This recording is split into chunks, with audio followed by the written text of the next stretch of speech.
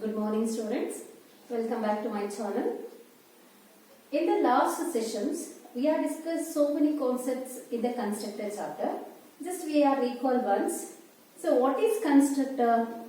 Constructor is a special member function. Constructor is a special member function, can be used to initialize the object itself. Can be used to initialize the object itself, and this process we are called as automatic initialization of an object. Understood? So the constructors can be classified into three types. What are the three types of constructor? Default constructor, parameterized constructor, and copy constructor. The three types of constructors are: number 1, default constructor; number 2, parameterized constructor; and number 3, copy constructor. Students, already we have discussed the definitions of the types of constructors and how the different types of constructors can be invoked in a program. Understood?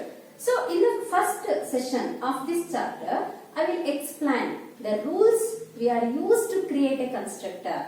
So, we are follow so many rules to create a constructor. In that, the first rule says that the constructor name and class name should be same. Understood? The second rule says that the constructor always create under public section.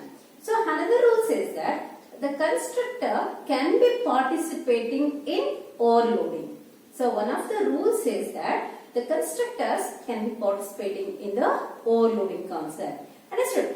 Today, in this session, we are discussed about constructor overloading concept. So, we have discussed constructor overloading. So, before going to the topic, first we have to understand what is function overloading. What is the definition of function overloading? Means, in a program, two or more functions is having the same name. In a program, two or more functions is having the same name, but it is differ in number of arguments and its data types. ಅಂದ್ರೆ ಒಂದು program ಅನ್ನ ನಾವು implement ಮಾಡುವಾಗ program ಅಲ್ಲಿ ನಮಗೆ ಎಷ್ಟು functions ಬೇಕಂದ್ರೆ ನಾವು ಕ್ರಿಯೇಟ್ ಮಾಡ್ಕೊಳ್ತಾ ಹೋಗ್ಬೋದು. ಆದ್ರೆ ಕೆಲವೊಂದು ಸರಿ ನಾವು ನಂಬರ್ ಆಫ್ ಫಂಕ್ಷನ್ಸ್ ಅನ್ನ ಒಂದೇ ನೇಮ್ ಇಂದ ಕೂಡ ಕ್ರಿಯೇಟ್ ಮಾಡ್ತೀವಿ.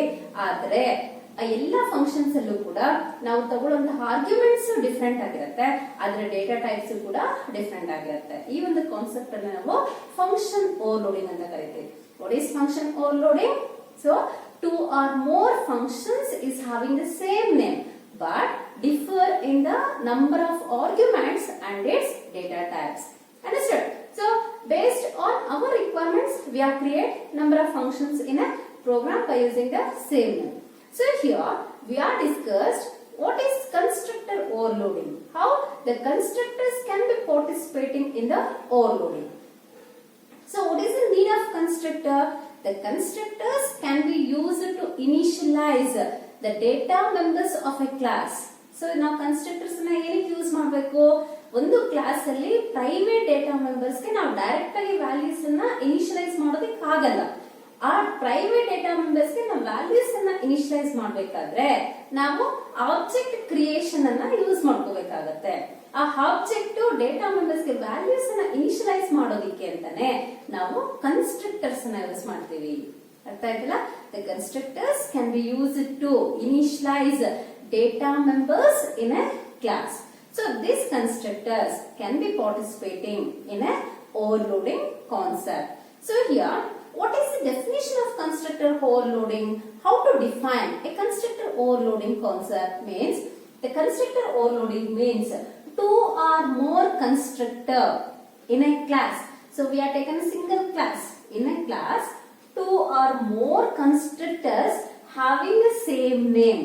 Having the same name. We know class name and constructor name both are same, but we are create two or more constructor having the same class name by passing the required arguments depending on the requirements. So depending on the requirements means for what purpose we are implement the constructors. So how many arguments we want to pass to process the data or to perform the specific operation. So that much of required arguments we are passed in a constructors.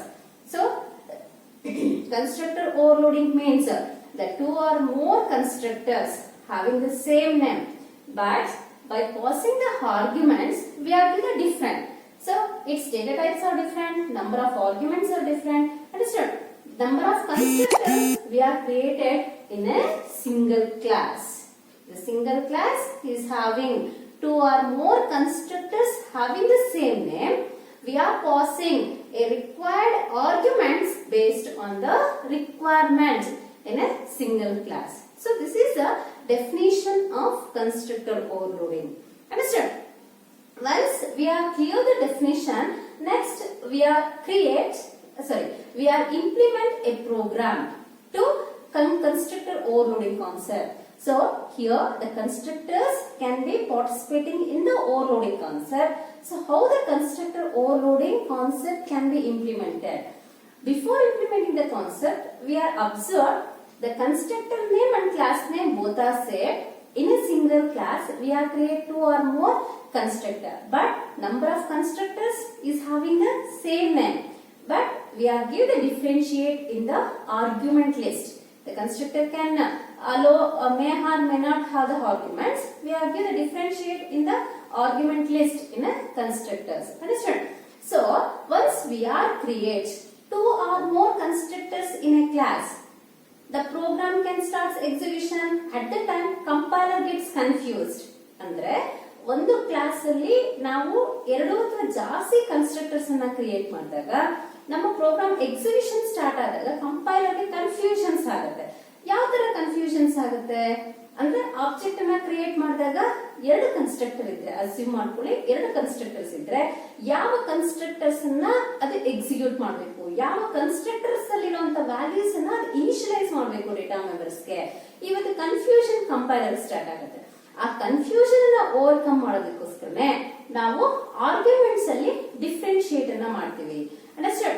So depending upon the arguments in a constructor, so the compiler can take the decision which version of the constructors is to be invoked when an object is created. ಅಂದ್ರೆ constructors ಅಲ್ಲಿರೋ argument basis ಮೇಲೆ compiler decide ಮಾಡುತ್ತೆ ಯಾವ version of constructors ಅನ್ನ ಕಾಲ್ ಮಾಡಬೇಕು ನಾವು object ಅನ್ನ create ಮಾಡಿದಾಗ ಅಂತ. ಅರ್ಥ ಆಯ್ತಲ್ಲ? So this rule is very very important in the constructor overloading concept because we are avoid the ambiguity problem. Ambiguity problem is the compiler gets confused when the two or more constructor is having the same name. So that's why we are given differentiate in the argument list. So based on that argument list, so the compiler is decides which version of the constructor should be invoked. Invoked means called. So which type of version of constructor is called when an object is created in a program. Understood? Now by using these concepts we are implement the program. Now we are implement a C++ program using constructor overloading concept. Here I will take the example program is write a C++ program to find simple interest. To find the simple interest using constructor overloading concept. So we are include two common header files hash include iostream.h and hash include conio.h. So I will tell these two are the common header files we are right to implement any of the C++ program. Suppose we are using any mathematical function, we are include the math.h header file. We are using any string handling function, we are include string.h. So based on the functions, we are include the header files. So here we are not using any mathematical or string handling functions. So that's why these two header files are enough to execute our program. So it will give supporting files to execute the program. Next, after using the after define the header files in a program, next step we are give the definition to the class. So here we are using the keyword class to define a class. Which class name we are given? What is the definition of the program? We are find the simple interest. So the simple interest name I will select it to give the class name. I will select that simple interest as a class name. Understood? Next, we are open the class definition using open floor brackets. First, we are create a private data members in a class. Private is a access specifier, can be used to create the data members and member functions. Here, private access specifier can be used to create the data members of the class. The data members I will create it by using a int data type. Int P or T SI. So how many data members have we created? 4 data members. Because these 4 data members are required to implement the program. That's why I will declare all the data members by using a float data type. Because it will generate a floating point value. That's why we are use float data type instead of integer data. Next, after declaring the data members, next we want to create the member functions. So the member functions we are defined under public section. Here we are using the concept is constructor. The constructor we are defined under a public section. The constructor does not follow any return data. We have created the first constructor by using the class name simple interest. See here, the class name and constructor name both are same. In which way I will create the class name? In the same way I will create the constructor in a class. This is a simple interest constructor. This is a default constructor because I am not passing any arguments. Just I will open and close the simple interest constructor. Just I will create one constructor and just I will open and close the constructor definition. Next, I will create one more constructor by using the same class name. Simple interest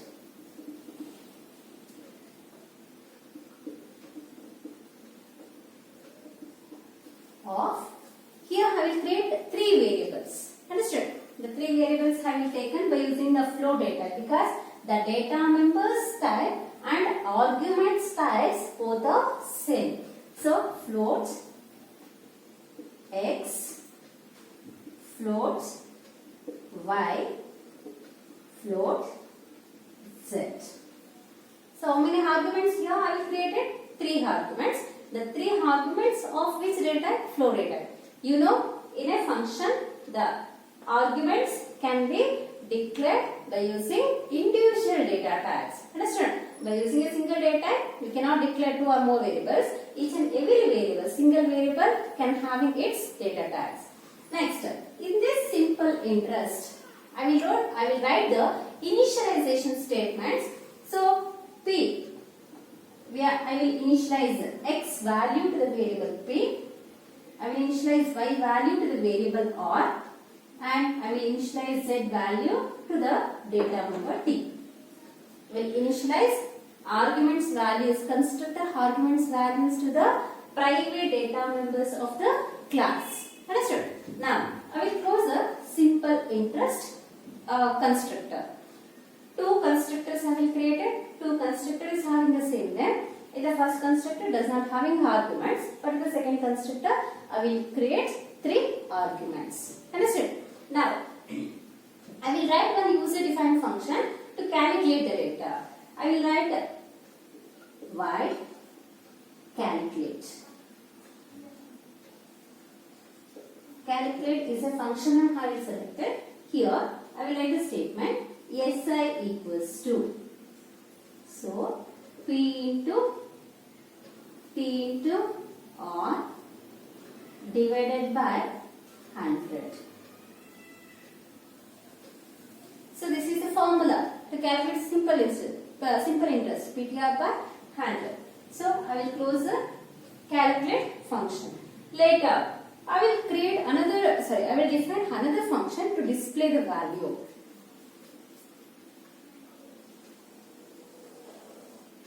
Void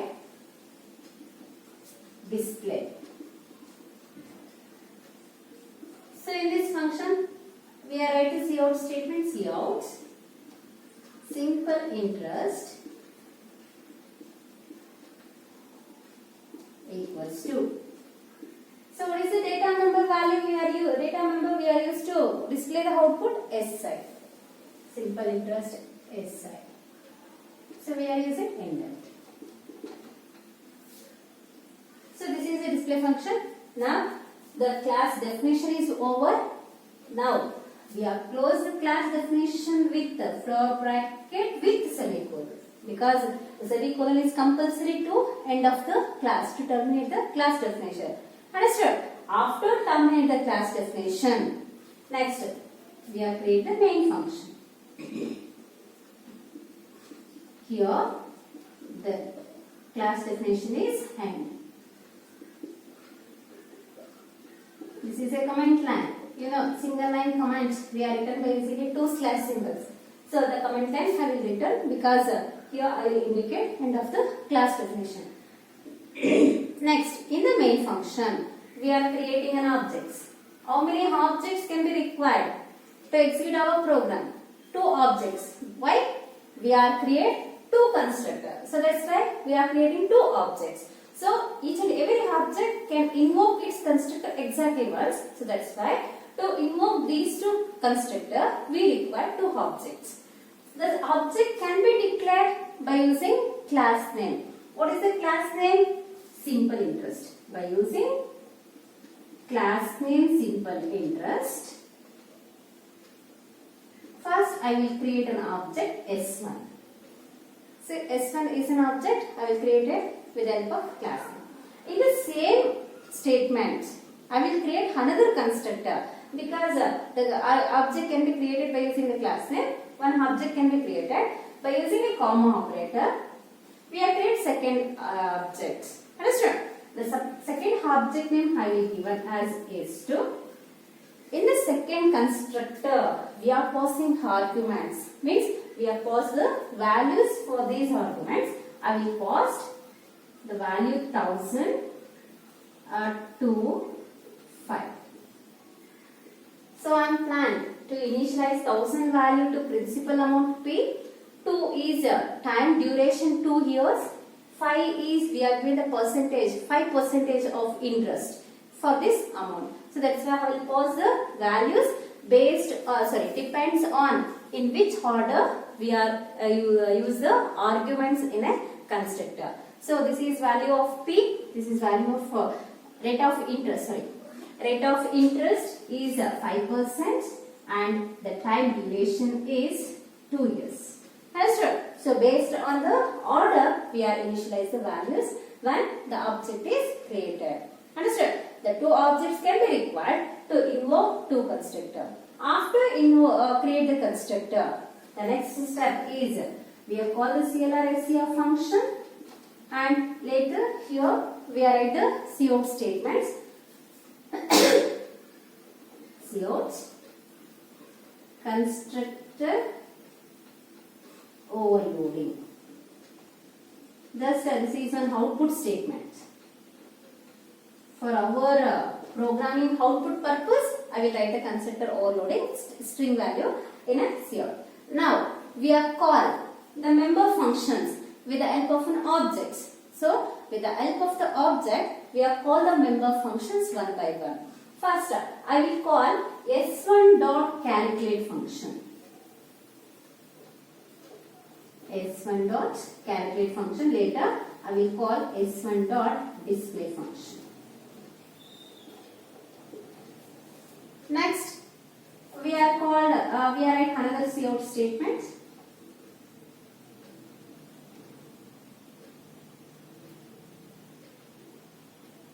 Just here I will do some modification. Cout first constructor overload. Next is your second constructor overloading.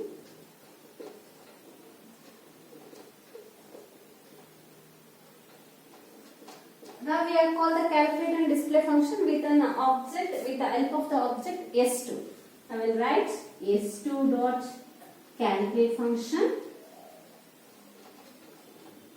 and S2 dot display function. Later we are call the getCH function in a program and close the main function.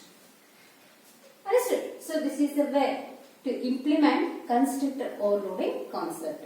Students, I hope you understand the program a little bit. Now I will explain completely how this program can be invoked its related constructor based on the constructor overloading concept. The execution begins with the main function. The first statement is execute. So in the first statement, when an object S1 is created, immediately the compiler is check that S1 object is having the arguments or not.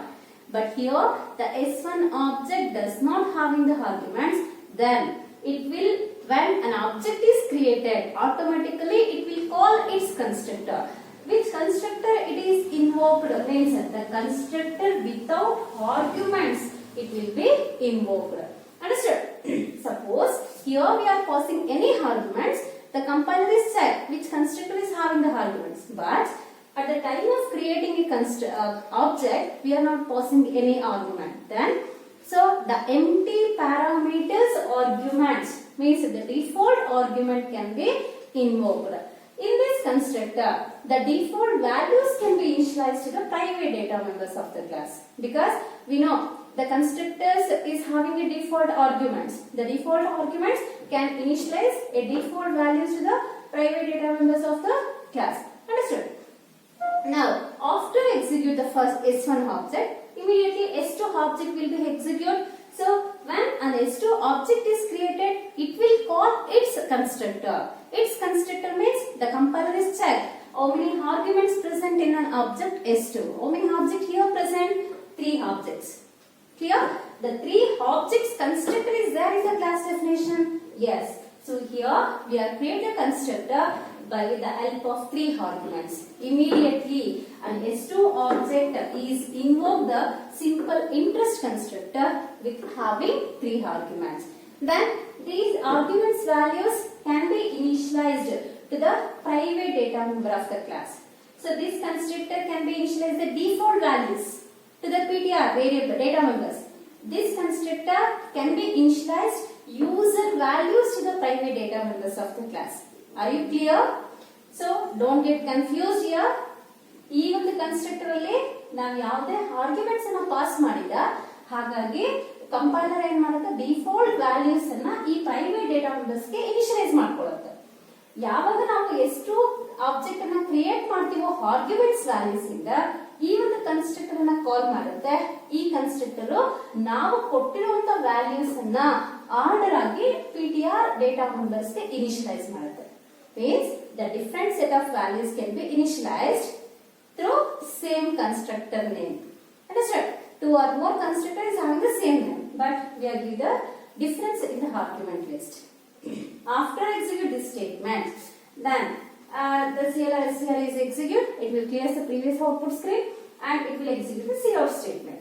So on the output screen, the first constructor overloading statement is printed and S1 dot calculate. When this statement is executed, it will immediately call the calculate function and with the help of default values, the simple interest can be calculated. Understood? Because this function we are called with the help of S1 object. S1 object can be initialized the default values to the private data members.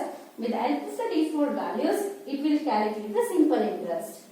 After that, it will the controllers go back to the main function and so again the next statement will be executed. The next statement we are written here s1.display. Display is a member function of the class. When compiler is checked and the control is transferred from main function to the class destination. Here the display function is called with an object s1. Which value the calculate function will be generated? That value, the display function will be printed on the output screen when the display function is called with an object S1. After execution completed of the display function, the control is transferred to the main function and execute the next statement. Here we are written the next statement is cout output statement. The sort and the output screen, the second constructor overloading statement will be printed. Later, the next statement will be executed. In the next statement, we are called a calculate function with an object S2. The control is again transferred from main function to the user class definition of calculate function. So here the user values can be initialized to the private data members. That user values can be passed to calculate the simple interest. Are you clear? After that, it will generate a simple interest value. Once the calculate function execution is over, the control is transferred from class definition to the main function. In the main function, the next statement will be executed. In the next statement, we are called display function with an object S2. Then the compiler is transferred from main program to class definition display function. This display function will be print SI value. Which SI value? S2 dot SI value can be displayed. Understood? After completion of the display execution, the control is transferred from class definition to main function. The get ch. It will print output on the present monitor screen, output screen, and it will terminate the program. This is the way to execute the constructor overloading concept. Students, here you understand the concept. The meaning of constructor overloading is two or more constructor is having the same name but passing the arguments depending upon the requirements in a single class. Understood? Are you clear? Okay, good. So next we are go for the last concept in this chapter is destructor. The destructor concept I will explain in the next video. Thank you, students.